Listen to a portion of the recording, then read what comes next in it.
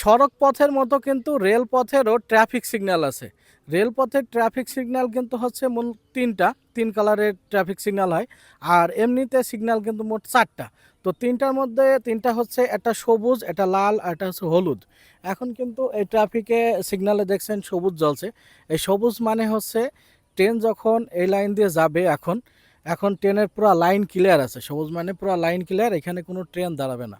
ওইখানে যদি লাল জ্বলে, লাল জ্বললে তাহলে ট্রেন এখানে এসে দাঁড়িয়ে যাবে। এই যে সিগন্যালটা দেখছেন, এই সিগন্যাল বোর্ডটা সে কখনোই ক্রস করবে না, এখানে দাঁড়িয়ে যাবে। আর যদি হলুদ হয়, হলুদ হলে কিন্তু ট্রেন এখান থেকে এগিয়ে যাবে কিন্তু খুব স্লো যাবে। হলুদ কিন্তু যদি এমনিতে মাঠের মধ্যে হলুদ জ্বলে তাহলে কিন্তু ট্রেন স্লো স্লো যাবে। আর যদি স্টেশনের আগে এমন বোর্ডে, যেমন এর পরে কিন্তু স্টেশন আছে, এর সামনে স্টেশন আছে, স্টেশনের আগে যদি হলুদ জ্বলে তাহলে বুঝবেন এই হলুদটা দ্বারা নির্দেশনা করছে এই স্টেশনে ট্রেনটা দাঁড়াবে।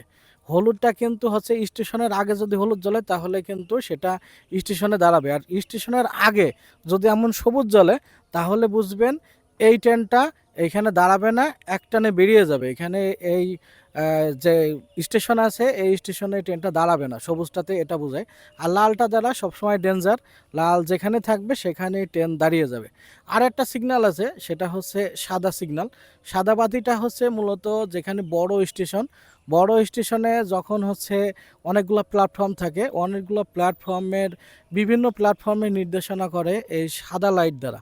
আর এই সাদা লাইটটা কিন্তু ছোট ছোট প্ল্যাটফর্মে কিংবা সচরাচর দেখা যায় না, যেমন আমাদের এদিকে এত বড় স্টেশন নাই, সে কারণে কিন্তু সাদাটা আমি আপনাদের দেখাতে পারছি না।